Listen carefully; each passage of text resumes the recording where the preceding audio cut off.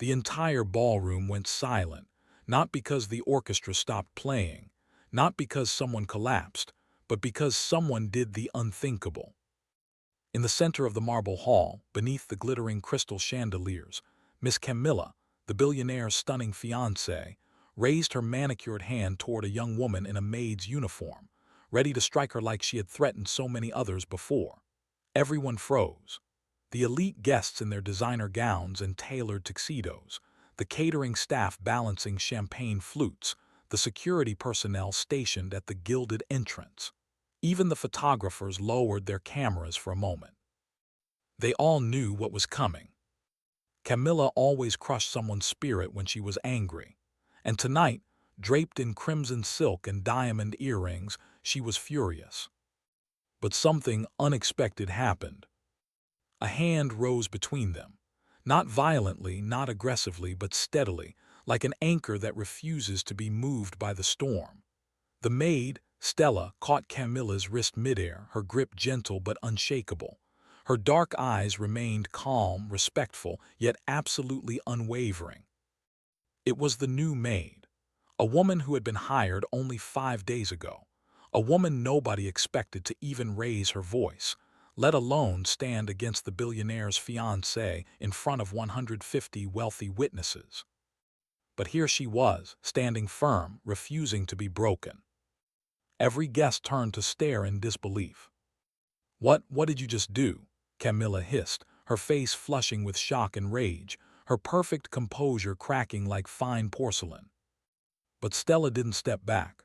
Her posture stayed steady, her expression stayed composed, her dignity stayed intact. And then, unknown to everyone, the billionaire himself, Jason Martinez, stood just beyond the arched doorway, returning from taking an urgent business call. He stopped walking. He heard the gasps. He turned his head slowly toward the commotion. Then he saw it, his fiancée trying to publicly humiliate a worker, and a young woman in a simple uniform standing in her way. Jason didn't move. He didn't speak. He just watched, his heart pounding harder because something inside him finally began to question everything he thought he knew. And the next words Camilla shrieked shook the entire gala. "You're finished. Pack your things and get out now." But Stella's voice did not waver.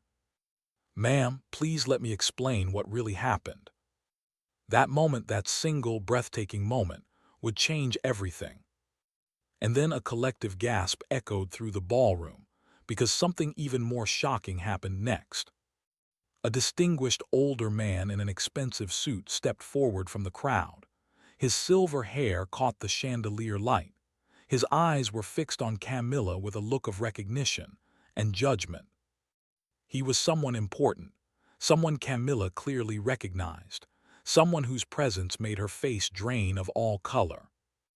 Jason took a step forward instinctively, his instincts screaming that something was very, very wrong. And just as he moved closer, someone else walked toward him from behind, someone who wasn't supposed to be at this gala, someone who had traveled across state lines with a manila envelope full of evidence. But before we get to who it was, we must go back to the very beginning. Because everything that happened in that ballroom started long before this moment, long before Stella ever stepped foot into Jason's estate, long before Camilla ever wore that crimson gown. The story began 3 weeks earlier, with a lie that should have stayed buried forever. If you're already feeling the weight of this story, stay with me. You don't want to miss what comes next. Tell us in the comments where you're watching from. It's nice to know our audiences from every corner of the planet. 3 weeks before the gala that would change everything, Jason Martinez stood on the balcony of his sprawling estate, looking out over perfectly manicured gardens that stretched toward the horizon. At 34, he had built Martinez Tech Solutions from a college dorm project into a billion-dollar empire. Forbes called him the generous genius. Business journals praised his ethical leadership. Charity organizations loved him because he actually showed up, wrote the checks, and meant every word he said about giving back. He believed in people. He believed in second chances. He believed in love. That's why he believed in Camilla. She appeared beside him on the balcony, stunning as always in a white designer dress that flowed like water. Her dark hair cascaded over her shoulders. Her smile could disarm entire rooms. "The foundation gala is in 3 weeks," she said softly, sliding her arm through his. "I've already confirmed the guest list. 200 influential people, darling. This will be your biggest event yet." Jason smiled and kissed her forehead. "You're amazing at this. I don't know what I'd do without you." Camilla's smile widened. "You'll never have to find out." But if Jason had turned around at that exact moment, if he had looked through the glass doors into the hallway, he would have seen something very different. He would have seen Camilla's smile vanish the instant she stepped inside. He would have seen her grab a young housekeeper by the arm, her perfectly manicured nails digging into the girl's skin. "I told you to use the French press for my coffee, not the espresso machine," Camilla hissed, her voice low and venomous. "Are you stupid or just incompetent?" The housekeeper trembled. "I'm sorry, Miss Camilla, You'll do it right or you'll be gone by tonight. Do you understand me?" The girl nodded, tears brimming in her eyes, and hurried away. The head butler, Marcus, watched from the shadows near the kitchen entrance. He'd worked in this house for 12 years, since before Jason became a billionaire. He'd seen Camilla's transformation, or rather her reveal, over the past 18 months. In public, at Jason's side during interviews and charity events, she was grace itself. Poised, compassionate, the perfect partner for a man who genuinely wanted to make the world better. Behind closed doors, she was something else entirely. Marcus exchanged a knowing glance with the estate manager as Camilla swept past, already back in character, her phone pressed to her ear as she laughed warmly at whatever the person on the other end was saying. The staff knew the truth. They always do. Stella Williams arrived on a Monday morning with a single suitcase and references so impeccable they practically glowed. Former office manager at a mid-sized logistics company. Exceptional organizational skills. Reliable, professional, discreet. What the references didn't mention was that her company had downsized 6 months ago, eliminating her entire department. Or that her younger brother Marcus was a sophomore at State University, struggling to cover tuition. Or that her mother's medication cost more each month than Stella used to make in a week. She needed this job, desperately. Mrs. Peterson, the head housekeeper, met her at the staff entrance. She was a woman in her late 50s with kind eyes that had seen too much. "Welcome to the Martinez estate," she said, shaking Stella's hand firmly. "Your quarters are on the second floor of the West Wing. You'll be responsible for the main living areas, guest suites, and event preparation." "Thank you, Mrs. Peterson. I appreciate the opportunity." The older woman paused, studying Stella's face for a moment. Then she leaned in slightly, her voice dropping. "There's something you need to understand. Mr. Martinez is wonderful, fair, generous, but Miss Camilla," she hesitated. "Never contradict Miss Camilla, never question her. If she's upset about something, even if it's not your fault, just apologize and move on. Do you understand?" Stella nodded slowly. "I understand." But understanding and accepting were two different things. Over the next 2 days, Stella learned the unwritten rules. The other staff members shared their warnings in whispers during lunch breaks, in hushed conversations while folding linens, in meaningful glances across the hallway. She made Rosa cry for 20 minutes because a flower arrangement wasn't centered perfectly, whispered one of the kitchen staff. She got Daniel fired last month because she didn't like the way he said, "Good morning," added another. "Just stay invisible when she's around," advised Marcus the butler. "That's the only way to survive." Stella listened to it all, her expression neutral, her hands steady as she worked. But inside, something hardened. She had been invisible before, overlooked at her corporate job, dismissed in meetings, passed over for promotions. She had stayed silent, played it safe, followed all the rules. And where had that gotten her? Unemployed, struggling, starting over as domestic help at 32. She wouldn't make the same mistake here. She would work hard. She would be professional, but she could not, allow anyone to strip away her dignity. Not again, not ever again. Even if that someone wore designer dresses and diamond rings. It happened on Stella's fourth day. Camilla's scream echoed through the entire East Wing. "Where is it? Someone took it." Stella was polishing the banister on the second-floor landing when Mrs. Peterson rushed past, her face pale. Within minutes, every staff member had been summoned to the main hallway outside Camilla's dressing room. Camilla stood in the doorway wearing a silk robe, her hair perfectly styled despite the early hour, her face twisted with rage. In her hand, she held a single diamond earring. "Someone," she said, her voice dangerously quiet, "has stolen the matching piece to this earring. It's worth $40,000, and nobody leaves this house until I find it." One by one, she interrogated them. The young housekeeper who cleaned her room went first, emerging 5 minutes later with tears streaming down her face. Then the laundry attendant, who stammered through explanations about checking all the pockets and folds. Then Marcus, who maintained his composure but couldn't hide the tension in his jaw. When it was Stella's turn, Camilla looked at her with cold calculation. "You're new," Camilla said, circling her slowly like a predator assessing prey. "What's your name again?" "Stella Williams, ma'am." "Stella," Camilla drew out the name mockingly. "Tell me, Stella, have you been in my dressing room?" "No, ma'am. I'm assigned to the guest suites and common areas." "That's not what I asked." Camilla stepped closer, invading her personal space. "I asked if you've been in my dressing room." Stella met her eyes calmly. "No, ma'am, I have not." "You seem very confident for someone who's been here less than a week." "I'm confident because I'm telling the truth." The hallway went completely silent. Even Mrs. Peterson held her breath. Camilla's eyes narrowed to slits. Her voice dropped to a venomous whisper. "You're different from the others, aren't you? They know their place. They understand how things work here." She tilted her head. "But you think you're special." "I think I'm honest, ma'am." "Honest?" Camilla laughed, but there was no humor in it. "We'll see how long that lasts." She turned away sharply, dismissing Stella with a wave of her hand.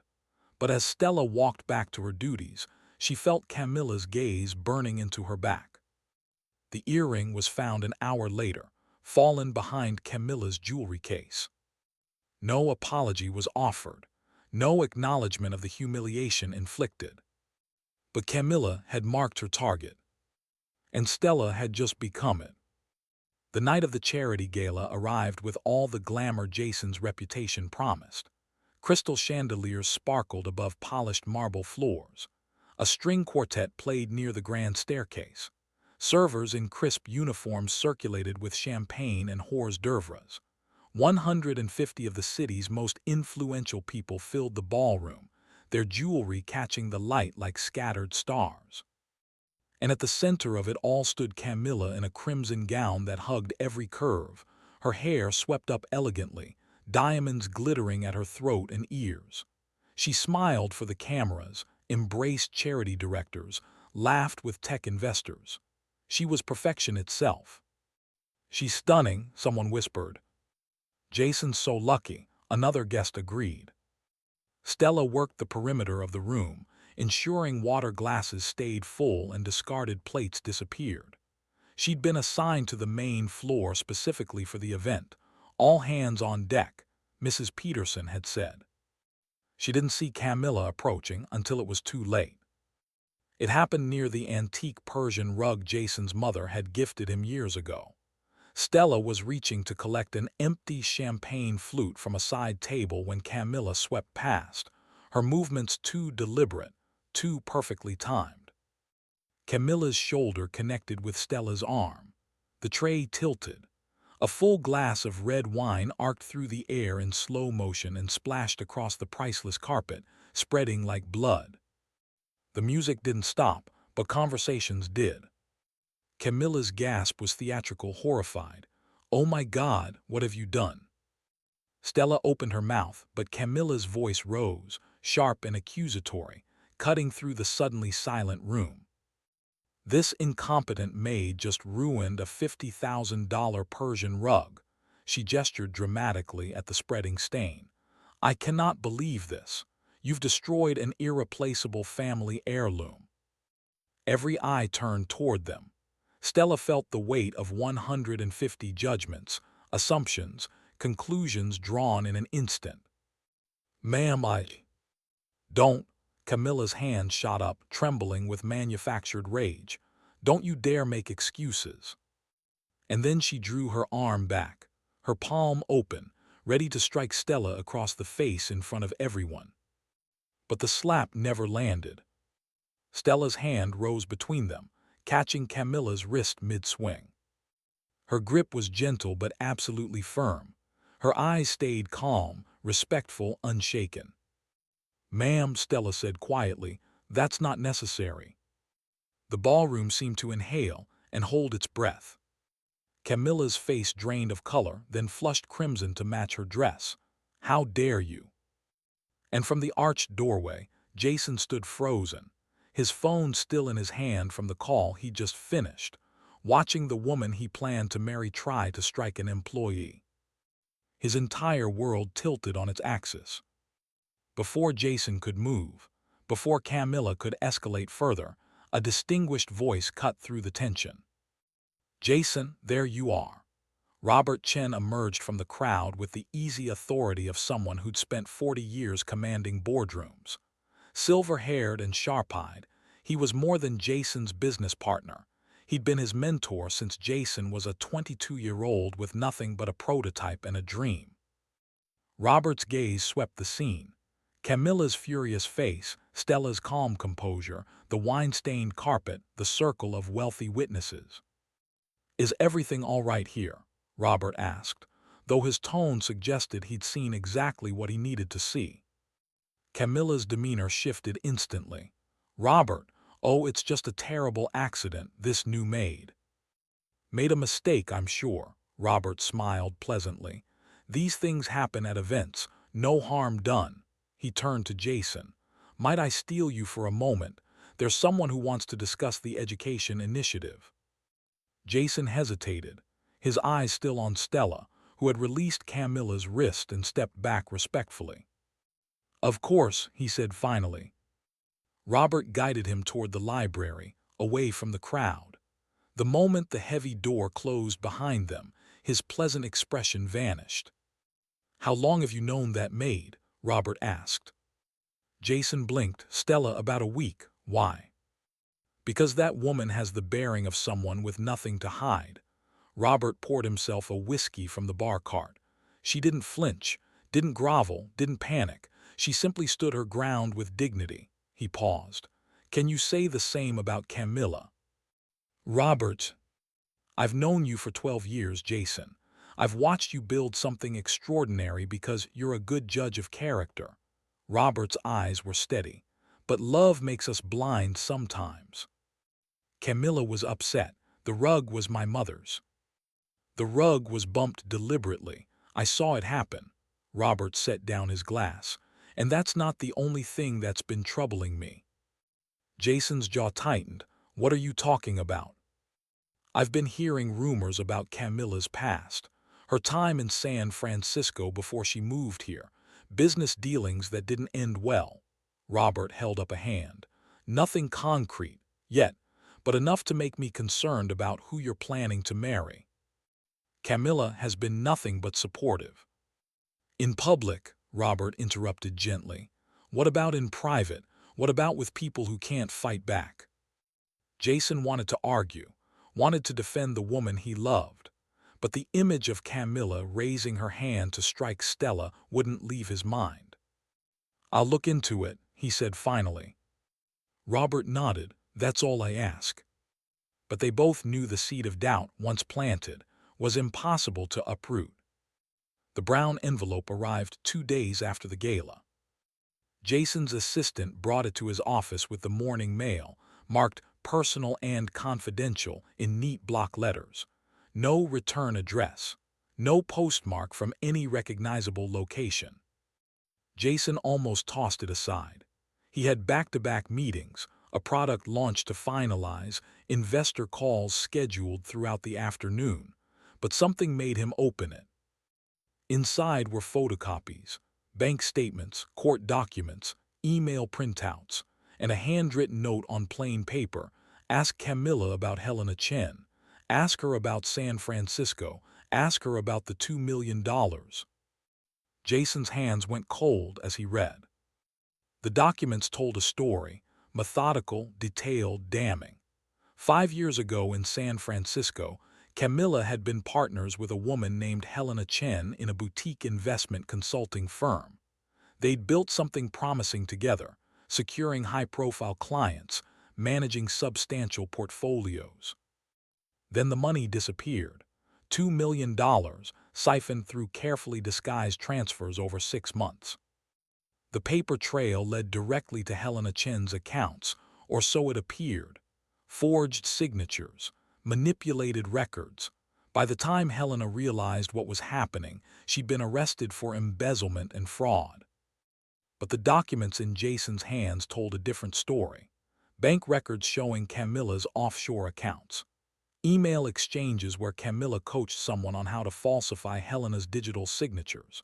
Testimony from a forensic accountant who'd found the truth too late, after Helena's reputation was destroyed, after her business collapsed, after she'd spent 3 years fighting charges that eventually were dropped but never truly cleared her name. And Camilla, she disappeared, liquidated her assets, reinvented herself in a new city with a new social circle, her past buried under charity galas and designer gowns. Jason stared at the documents spread across his desk, his vision blurring. "This can't be real," he whispered. But he knew document forgery when he saw it, or rather, he knew authenticity. These weren't fabricated. The legal letterhead was legitimate. The account numbers matched patterns he recognized from his own financial dealings. His office door opened. Camilla swept in, smiling, carrying coffee from his favorite cafe. "Darling, I thought you might need," she stopped, seeing his face. "What's wrong?" Jason slowly turned the documents toward her. The coffee cup slipped from her hand, shattering on the floor. "Where did you get those?" Her voice was barely a whisper. "Are they true?" "Jason, please let me explain." "Are they true?" Camilla's composure cracked. "It's not what it looks like.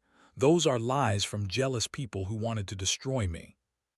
"These are court documents, Camilla, bank records with your name on them." "Someone fabricated them. Helena was unstable, she—" "Don't," Jason's voice was ice. "Don't lie to me anymore." And in the silence that followed, Camilla realized her carefully constructed world was collapsing. Helena Chen arrived at the estate gates the following afternoon, driving a modest sedan that had seen better years. She was 43 but looked older, her face etched with lines that spoke of sleepless nights and hard-won survival. When she pressed the intercom button, her hand trembled slightly. "I need to speak with Jason Martinez," she said. "It's about Camilla Westbrook." The security guard's voice crackled through the speaker. "Ma'am, Mr. Martinez isn't taking unscheduled visitors. If you'd like to make an appointment, tell him Helena Chen is here. He'll know why." "Ma'am, I'm going to have to ask you to leave." "Please," Helena's voice broke. "Please. I've waited 5 years for this. Just tell him my name." Stella was walking the garden path nearby, carrying fresh linens to the guest house, when she heard the desperation in the woman's voice. She paused, something in her chest tightening. She approached the gate. "What's happening?" The guard turned. "Just someone trying to get in without an appointment. I'm handling it." Stella looked through the ornate iron bars at Helena Chen, saw the circles under her eyes, the worn but clean clothes, the folder clutched against her chest like a lifeline. This wasn't a journalist looking for gossip.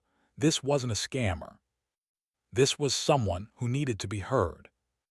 "I'll take her to Mr. Martinez," Stella said quietly.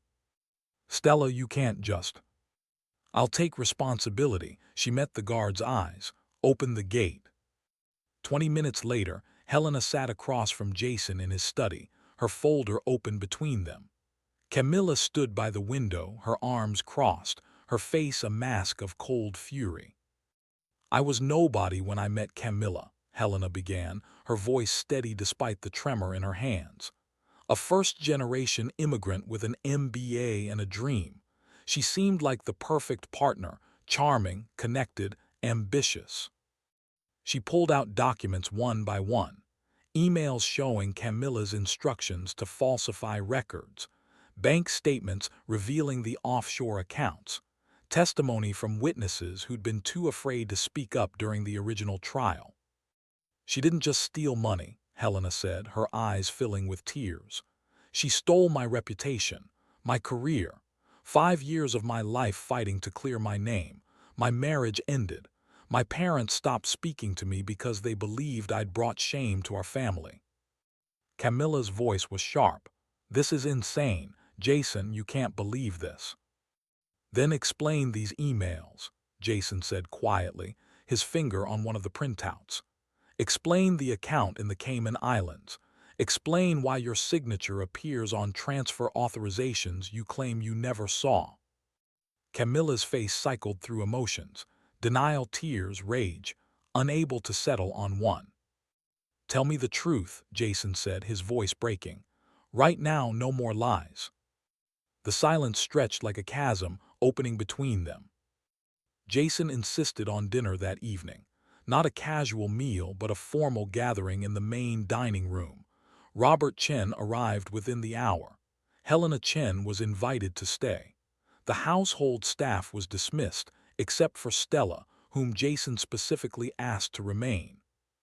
"I want witnesses," he said quietly, "people I can trust." Camilla sat at the far end of the long table, her makeup perfect, her posture rigid. But her hands betrayed her, twisting the napkin in her lap into knots. Helena sat directly across from her, 5 years of pain compressed into a single, steady gaze. "Look at me," Helena said, her voice calm but unyielding. "Look at what you did." Camilla's eyes darted away. "You stole my life, my reputation. 5 years of my freedom spent fighting charges you knew were false. My marriage ended because my husband couldn't handle the shame. My parents, immigrants who sacrificed everything, believed I was a criminal because of you." Camilla's voice cracked. "No," Helena's hand struck the table. "You don't get to say my name like we're still friends. Tell them what you did. Tell them the truth." The silence stretched until it became unbearable. Then Camilla broke. "I needed the money," she whispered. "I was drowning in debt. My father's medical bills, the investors I'd promised returns I couldn't deliver." Her voice rose defensively. "I was desperate, and you were so trusting, so naive. So you framed me." Helena's words were ice. Camilla's tears fell, smearing her mascara. "I was going to make it right. After Jason and I were married, I was going to pay you back, clear your name." Jason's chair scraped back violently. "You were going to use my money to cover your crimes." "Jason, please." "How much of our relationship was real?" His voice was dangerously quiet. "How much was just access to my accounts?"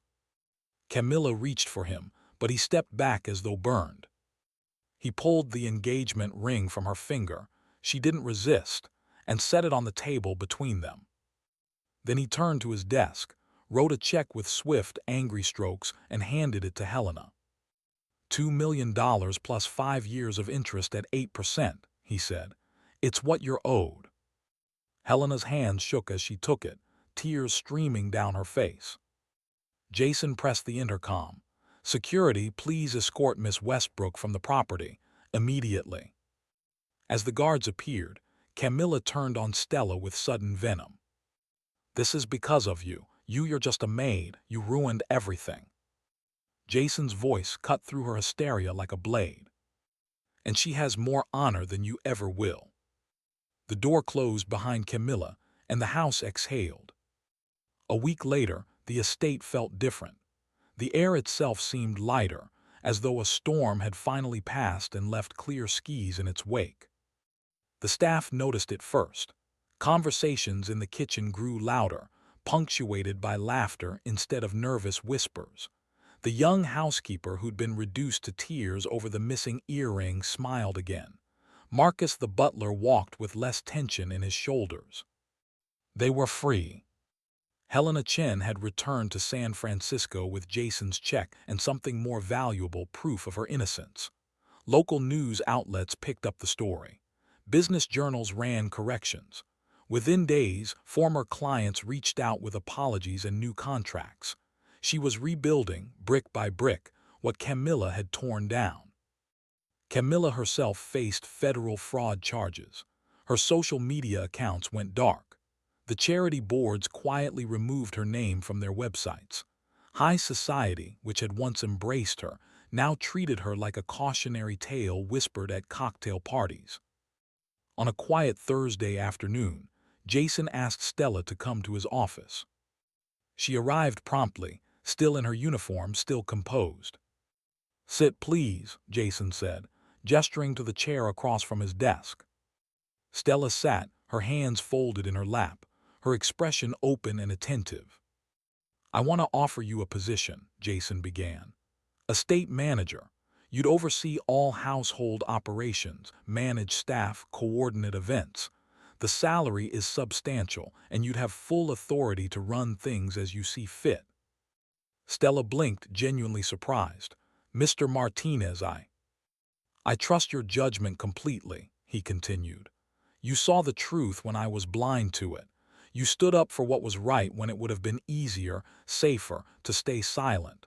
That's the kind of integrity I need around me." Stella was quiet for a moment, then spoke softly. "I only did what was right." "Exactly." Jason leaned forward.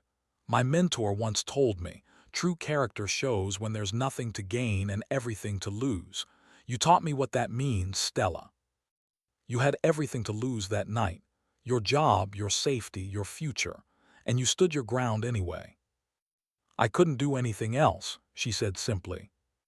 Jason nodded, understanding perfectly. Later that evening, as the sun cast golden light across the manicured gardens, Stella walked the estate grounds with a confidence she'd never quite allowed herself before. Her uniform was different now, the simple black and white replaced with professional attire that matched her new role. Jason watched from the balcony, coffee in hand, thinking about how close he'd come to marrying a beautiful lie. Sometimes the most unlikely person saves you from your own blindness. In a world that rewards silence, the bravest act is speaking truth with grace. And sometimes, justice arrives not in a courtroom, but in the quiet courage of someone who simply refuses to bow.